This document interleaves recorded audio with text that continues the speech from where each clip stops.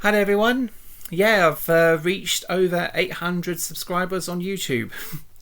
Many from subscribers I gained years ago when I started the channel back in 2008, 2009, around then. But obviously the numbers still go up. And yeah, maybe very soon I'll reach that golden 1,000 subscriber goal thing, even though that wasn't really a goal I was intending to reach. Though it'll probably still take a couple of years. But I'll still try and keep the channel going with just random videos that I'll post whenever I can. Depends on how things are. Anyway, I couldn't really think of much in terms of a celebratory thing to reach this goal of over 800 subs.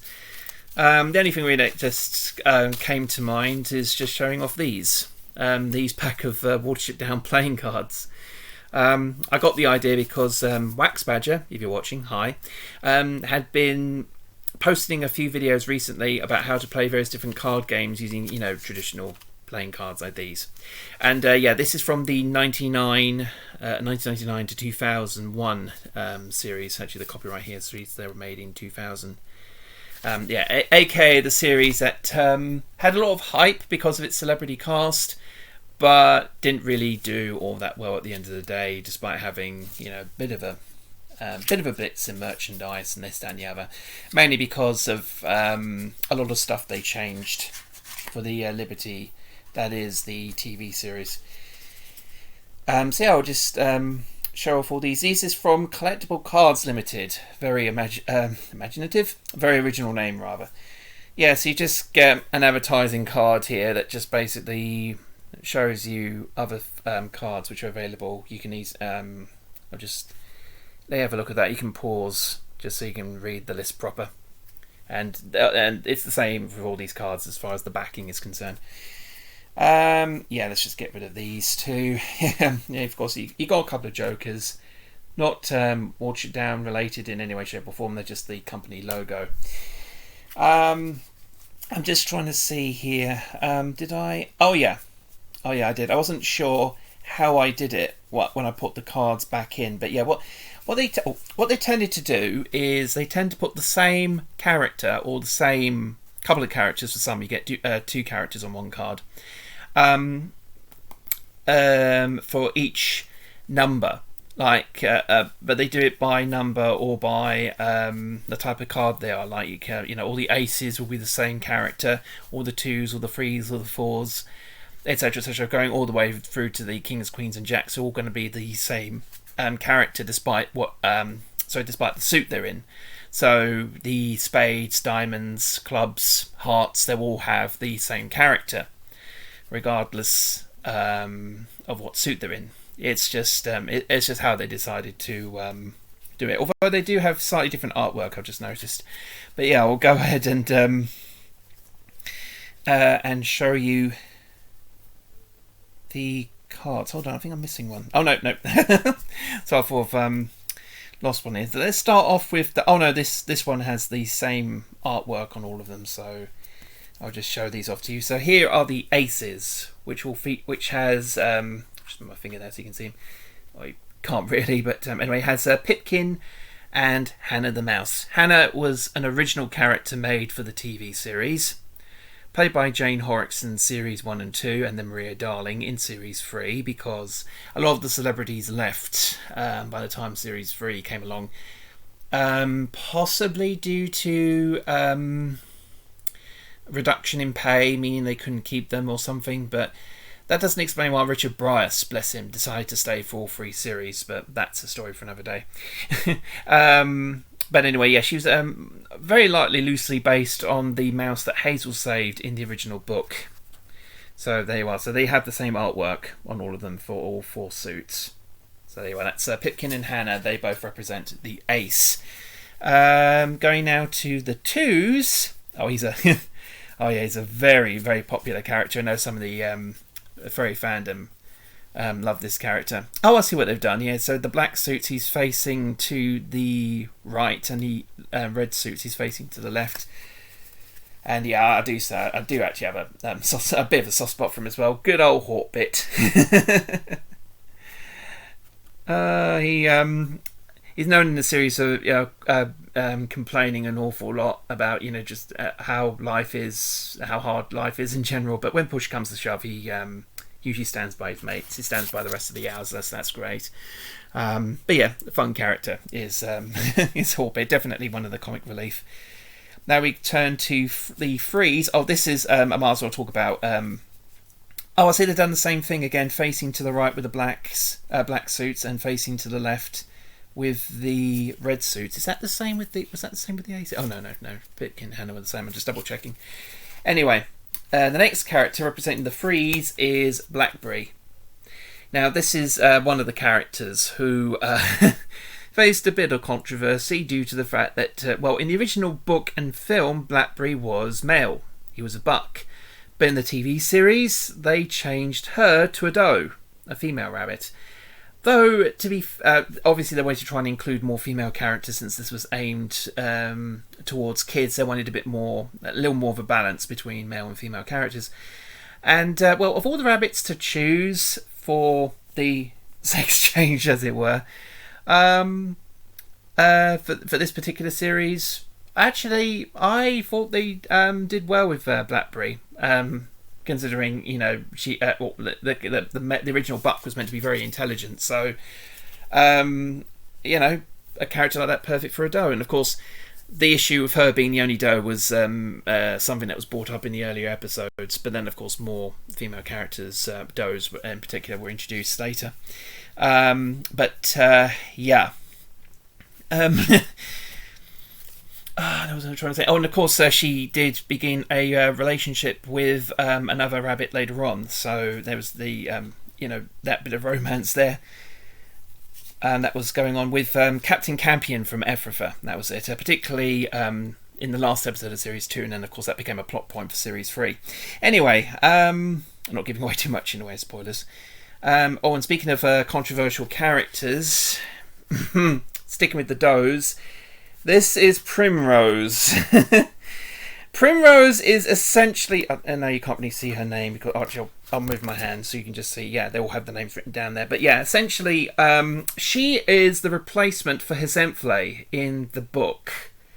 Hesemphle became Hazel's mate in the book, and she had the same sort of psychic precognitive... ESP, whatever you call it. Similar thing to Fiverr.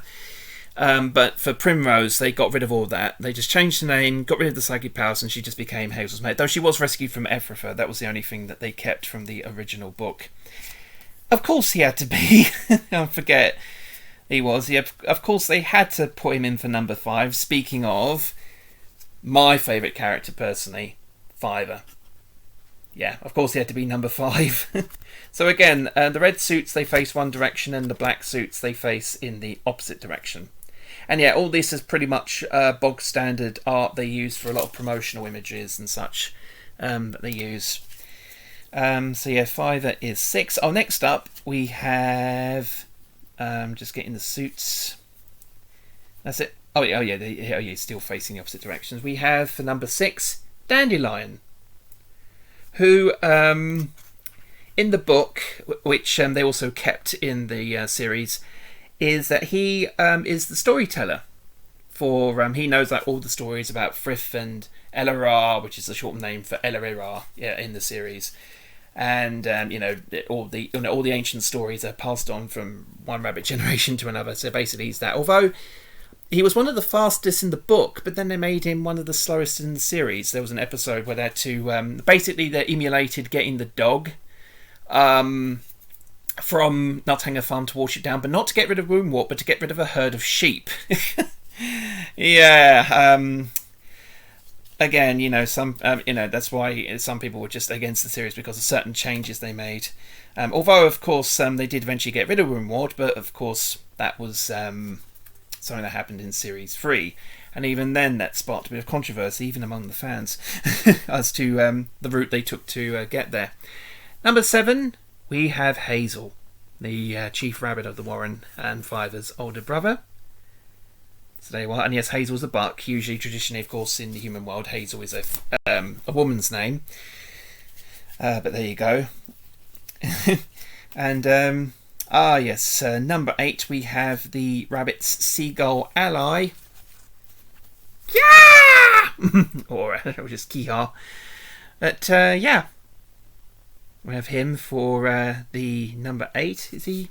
Has he? Oh yeah, he does. Yeah, he is switched. You know, he faces one way and faces the other. That's the thing with all these suits, is that it's in a pretty much consistent for the most part. Here we go. We got good old Biggie Wig. There we got Big Wig for number 9, and can you see? Yeah, I was just making sure you can see his name. And yes, he is a lion mane rabbit in this series. Traditionally, in the other versions of the story, he only has like a short fur cap between his ears, but here they actually made him a full-on lion mane rabbit, which is a real rabbit breed. There is a real breed of rabbits that actually has a lion's mane, or it looks like a lion's mane across its head, which is fairly impressive. And of course, speaking of the, I just mentioned him earlier, speaking of the big bad, he's number 10. He has to be the highest number, of course. General Woundward, my least favourite character. Oh dear, he basically got a raw deal from humans, and now believes that, you know, absolute power and domination among, you know, as many Warrens as possible will, you know, be giving him more power. It's, you know, it's just never really explained. He's just power hungry. He just wants to rule as many Warrens as possible. Yeah. So yeah, there you are. That is General Woundward. Okay. Oh yeah, they have flipped them over as well. So with the for the kings, we have both Bigwig and Fiverr. Surprised it isn't Hazel and Fiverr, but there you go. They just decided to make these random, and as I said, they're facing the other way on the other suits there. So still continue with the flip thing. For the queens. Oh, this is the one where they do. This is the one where they have slightly different artwork. Did they have it for the kings as well? No, they just flipped. They just flipped them. But with this, they actually have slightly different artwork. I'll just show you.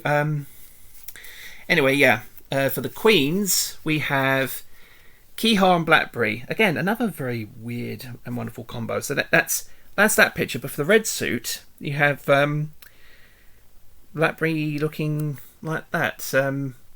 Okay, then, yeah. I was going to say, at first it wasn't too fond of how the head was designed, but it's fine if you look close up. But from a distance, yeah, I wasn't really big on that. But there's the queens. Don't know where the thing is with these combinations, but there you go. And finally, we have the jacks, which is Pipkin and Hannah. So let me just get those together. And again, this one has slightly different artwork. So you've got that one there, and you have this one here for the red suits. So yeah. No, pretty interesting stuff. And yeah, these are made by, I've probably have mentioned them before, but yeah, this is made by Collectible Cards Limited. So there you go. I got these from eBay, in case you're wondering. They do pop up every now and then if you're interested, but but anyway, yeah, if you're interested, that's where I got them from, is initially eBay, from the and of course these came from the 99 to 2001 TV series, which again, series 3 never got aired in the UK at all. It got aired in Canada because this was a Canadian co-production, but never in the UK. This was because Children's ITV were kind of toning down a lot of the dark stuff they were showing at the time, apparently. Just because, but it did come on DVD, like I said. Actually, no, I didn't say. In 2005, it got released on DVD finally in the UK, and you can't see it, but up there I've got the big 14-disc box set. Yeah, it's 14 discs. I know, it's ridiculous, but Australia were much wiser and decided to release it all as a 5-disc set. This, of course, contains the entirety of the TV series, which ran for 39 episodes. But yeah, that was. This is, of course, much more sensible having a 5-disc release than a 14 disc release. I only had like 2 or 3 episodes per disc. It was silly, and I wound up paying £40 for it when it was brand new. Yeah, what are you gonna do? But anyway, that's my video for saying thank you for the 800 subs. It's just a bunch of Watership down playing cards. There you go. Anyway, if you have enjoyed watching this video, thanks again for watching, and again, thanks for the subs. I might do something better for the 900 mark. We'll see what happens, but I'll definitely try and do something for the 1000s. So we'll see where we go from there. But again, thanks for watching, everyone, and do take care. Bye.